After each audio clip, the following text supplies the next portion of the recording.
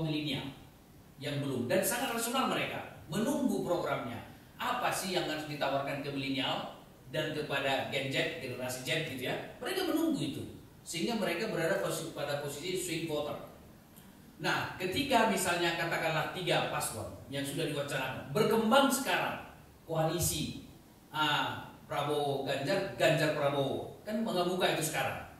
Saya akan kasih alasan argumentasi dulu sebelum saya membahas probabilitinya. Dipasangkan dari salah satu ya. Nah, alasan akademisnya, mereka ini kan Prabowo sama Ganjar, dia punya jualan yang sama, yaitu melanjutkan pembangunan. Kan dagangan politik mereka sama, program yang mereka tawarkan sama. Kalau sama tidak ada diferensiasi, rakyat bisa saja memilih ini, bisa saja memilih ini. Orang sama kok yang dijual, ya kan? Sama kita beli produk tertentu, merek tertentu, ya kan? Satu kita beli misalnya di supermarket, satu di warung pinggir. Orang sama cenderung nggak kita beli di warung pinggir. Orang sama kok, ngapain? Kan gitu. Paling yang kita lihat expired kan gitu kan? Nah, hal yang sama. Jadi dengan program yang ditawarkan melanjutkan, membuat suatu koalisi yang berbeda, sangat tidak rasional. Jadi makanya muncullah wacana disatukan saja, sehingga rakyat tidak bingung. Atau mereka memilih nanti salah satu dari yang mana aja sama ini, kan begitu ya. Jadi sangat tidak tepat. Oleh karena itu saya termasuk yang mendorong wacana ini di berbagai kesempatan. Kemarin saya bicara di televisi TV One, saya sudah katakan itu, pasangkan 2 kandidat ini menjadi satu koalisi, Ganjar Pranowo.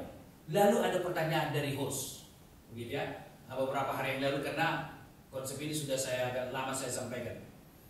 Siapa yang menjadi calon presiden? Siapa yang mewakili? Itulah kita bicara, topik kita hari ini, probability. Nah, pertama alasan saya adalah tergantung, katakanlah politik panggung belakang. Kan ada sesungguhnya realitas politik yang sesungguhnya bukan seperti yang kita lihat di permukaan itu. Yang kita lihat mereka berdialog, berdiskusi, rapat terbuka dan lain-lain. Atau termasuk juga omongan mereka di media, bukan itu. Panggung belakang yang menentukan. Nah, sangat tergantung kompromi politik. Siapa yang menjadi calon presiden dan wakil presiden.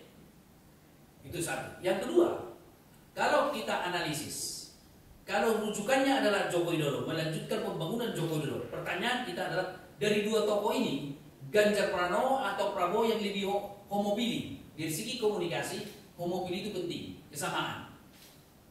Nah, pertama, bahwa saya berpendapat bahwa Ganjar Pranowo lebih homopili dengan Joko Widodo. Pertama alasannya, satu ideologi, satu partai, satu perjuangan politik, karena mereka satu rumah politik. Prabowo kan berbeda partainya, gitu ya, berbeda partainya. Nah, kemudian apa? Kita lihat kemarin argumentasi kedua adalah ketika Jokowi kemarin datang dari Afrika, langsung belusukan ke kampung halaman saya ke Sumatera Utara. Kan dibutuhkan stamina. Jadi sekarang kita mau jujur, mana stamina siapa yang lebih bagus? Prabowo atau Ganjar? Gitu ya. Karena belusukan itu perlu dong stamina. Kalau kalau dari luar negeri baru datang kita ke Indonesia, itu namanya jetlag, gitu kan? Tapi dia langsung bisa tanpa jetlag. Aku aja belum pernah keluar negeri ya, tapi saya tidak yakin ada jetlag itu, maka biasanya mereka istirahat di rumah. Ini saya. Ini langsung. Berarti dibutuhkan stamina, begitu ya. Baru berikutnya adalah alasan ketiga. Sangat kecil kemungkinan, bahkan mendekati 0, Ganjar tidak melanjutkan pembangunan Joko Widodo. Karena dia satu partai. Kalau dia tidak melanjutkan, ya kan, PD Perjuangan yang rugi. Gitu. Dan kedua, kan dua-duanya jadi kadernya nih. Ganjar sama Jokowi. Kalau Prabowo sekarang mengatakan dia melanjutkan, kan begitu ya? Sama. Bukankah Prabowo itu adalah politisi yang sangat cair?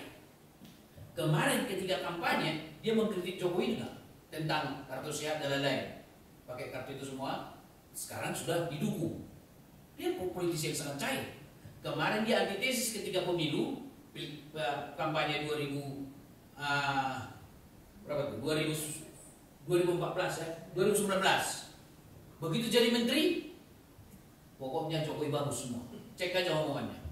Artinya apa yang kita katakan dari sudut pesan komunikasi, pesan komunikasi politik yang dilontarkan oleh seseorang atau aktor politik didrive oleh kepentingan politiknya, karena kepentingan politiknya sudah bersama Joko Widodo. Ketika sebelum bersama Joko Widodo, lihat itu kritiknya banyak banget itu. Dan begitu bersama Joko Widodo, pokoknya Joko Widodo jempol di mata dia, itulah kesimpulannya.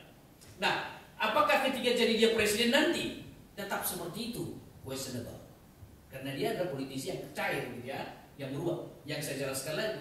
Oleh karena itu, dari alasan-alasan saya tadi, gitu ya, dan kemudian PDI Perjuangan sebagai pemenang pemilu, dan juga Ganjar adalah salah satu dari 3 tokoh ini. Ganjar berada pada posisi yang disenangi oleh milenial karena dia sangat familiar dengan sosial media.